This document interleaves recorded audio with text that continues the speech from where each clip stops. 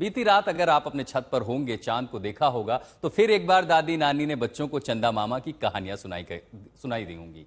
अब बात करेंगे चंद्रग्रहण की। कल भारत समेत दुनिया के कई देशों में पूर्ण चंद्रग्रहण देखा गया। रात करीब 9:57 पर शुरू हुआ चंद्रग्रहण और करीब 3 घंटे 30 मिनट तक रहा।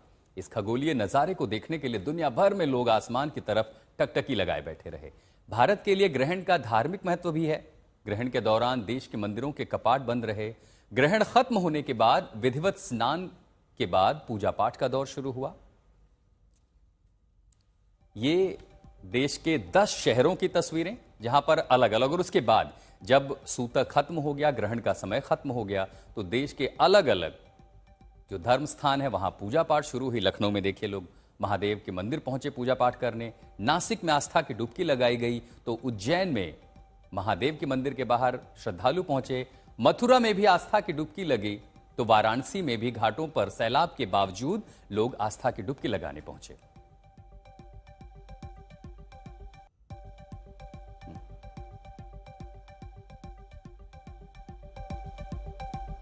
तो सूतक काल खत्म हुआ। जब मंदिरों के पट खुले ग्रहण के बाद, तो श्रद्धालुओं का तांता देश के अलग अलग मंदिरों में पहुंचा। नासिक, मथुरा, वाराणसी, लखनऊ, उज्जैन, और हमारे 2 संवाददाता देश के अलग अलग उन जगहों से जुड़ रहे हैं जहां पर श्रद्धालुओं का सैलाब है। संजय शर्मा हरिद्वार से हैं और प्रयागराज से संतोष हमारे साथ जुड़ रहे हैं। सीधे लिए चलते हैं हर की पैड़ी पर। संजय, बीती रात का जो नजारा है, अब 122 साल का वो संयोग कह लीजिए, लेकिन हमें वो जो फुल मून दिखाई दिया रात को, वो लाल चंद्रमा, उसकी जो लालिमा थी, वो कभी भूलेगा नहीं। लेकिन आपने जो महसूस किया होगा हर की पैड़ी पर, दिखाइए तस्वीरें, कैसा है माहौल आज? आज माहौल की बात करें तो सुबह से बारिश हो रही है, और लेकिन फिर भी श्रद्धा का जो सैलाब है वो कहीं से कम होता हुआ नजर नहीं आ रहा। हालांकि रात को जिस समय ग्रहण काल था उस समय कुछ हजार लोग जरूर यहाँ पर थे, और उन्होंने गंगा जी की धार में खड़े होकर कई सैकड़ों लोगों ने अपने जाप किए 2-3 घंटे। हालांकि ठंडक अच्छी खासी थी, इसके बावजूद लोगों ने वहां पर 3 घंटे से ज्यादा समय तक गंगा की धार में बिताया और वहां अपने जप किए, तप किए, ध्यान किया, दान किया। तो इसके साथ ही दान लेने वाले, दान देने वाले दोनों ही यहाँ पर हर की पैड़ी पर दिखाई पड़े। और अभी भी हल्की बारिश अभी भी हो रही है।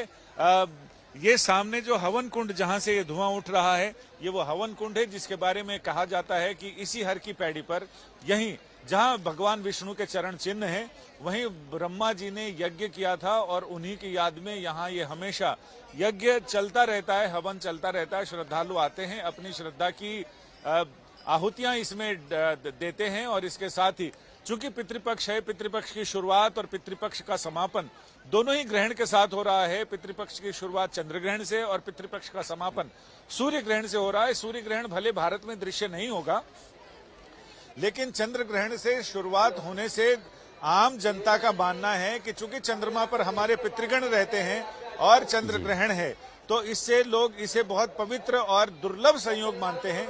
इसलिए बहुत सारे लोग यहाँ चंद्र ग्रहण के दौरान अपने पितरों को तर्पण करने के लिए, उनको तृप्त करने के लिए, उनको याद करने के लिए, उनके प्रति अपनी श्रद्धा निवेदित करने के लिए पहुंचे हैं। बहुत सारे लोगों ने बताया कि उनको किसी की कुंडली में चंद्र दोष है, तो वो चंद्र ग्रहण के दौरान उन्होंने विशेष जप तप किया और गंगा जी में स्नान किया। तो चंद्र ग्रहण के समय, ग्रहण काल में गंगा स्नान का महत्व काफी ज्यादा बढ़ जाता है, क्योंकि हमारे ऋषि मुनि भी ये मानते हैं कि ग्रहण के दौरान रेडियो एक्टिव एनर्जी ज्यादा बढ़ जाती है और उससे नकारात्मक शक्तियों का बोलबाला हो जाता है। ऐसे में ये भी मानते हैं कि जहां पर परमाणु संयंत्र हैं वो जल के किनारे हैं, समुद्र के किनारे या बड़ी नदियों के किनारे हैं, क्योंकि जल से ही रेडियो एक्टिव, रेडियो धर्मी शक्तियों को परास्त किया जा सकता है, उसको पराभूत किया जा सकता है। आज भी जो परमाणु उपकरण या परमाणु संयंत्र हैं वो नदियों के किनारे, समुद्र के किनारे इसलिए होते हैं, और शिवजी को माना जाता है कि रेडियो एक्टिविटी का सबसे बड़ा केंद्र, इसलिए शिवजी पर जलधार गिराने की यानी अभिषेक करने की परंपरा रही है। हमारे ऋषियों ने बहुत सारी गूढ़ चीजें सरल अंदाज में समझाई, धार्मिक बताकर समझाई, ताकि लोग धर्म के हिसाब से ही इस चीज को फॉलो करें और जिससे कि उनको अब मुझे लग रहा है कि बारिश हाँ, ऋषि काफी मुनियों खत्म ने हो गई ऋषि है। मुनियों ने बहुत आसान भाषा में समझाया संजय जी, और आपने हमारे दर्शकों के लिए सब कुछ बेहद आसानी से समझा लिया। तो चलिए, हरिद्वार में हर की पौड़ी का आज तक के तमाम दर्शकों को उसके दर्शन हुए। अब आपको प्रयागराज लिए चलते हैं। हनुमान जी के मंदिर पर संतोष हमारे साथ मौजूद हैं। संतोष, एक तो वहां पानी का स्तर बढ़ा हुआ है, संजय शर्मा गंगा किनारे हैं, आप गंगा यमुना दोनों के किनारे हैं, संगम पर तस्वीरें दिखाइए, कैसा है वहां श्रद्धा का भाव, आस्था की भीड़ की तमाम तस्वीरें हमारे दर्शकों को दिखाइए। देखिए, जो चंद्रग्रहण की बात हो रही थी, तो चंद्रग्रहण का जो सबसे बड़ा प्रभाव पड़ा वो मंदिरों पर पड़ा। मंदिर सूतक काल के बाद से बंद कर दिए गए। मैं इस समय पर प्रयागराज के हनुमत निकेतन, जो ऐतिहासिक मंदिर है, जो लोगों की आस्था का केंद्र है, जो प्रयागराज आते हैं उनके लिए ये मंदिर आना उनके लिए एक श्रद्धा का विषय है। वहां पर मंदिर खुल चुके हैं। सबसे बड़ी बात कि इस चंद्रग्रहण के सूतक काल के बाद से ही मंदिर बंद थे, लेकिन आज सुबह से पूजा पाठ के साथ ही ये मंदिर की शुरुआत हो चुकी है। मंदिर श्रद्धालुओं के लिए खुल गए हैं। पंडित जी से भी जानेंगे। महाराज जी, चंद्रग्रहण ठीक के है बाद संतोष से जी, सुबह बहुत कितने बजे से बहुत शुक्रिया तमाम जानकारी के लिए। संजय शर्मा, संतोष हमारे संवाददाता।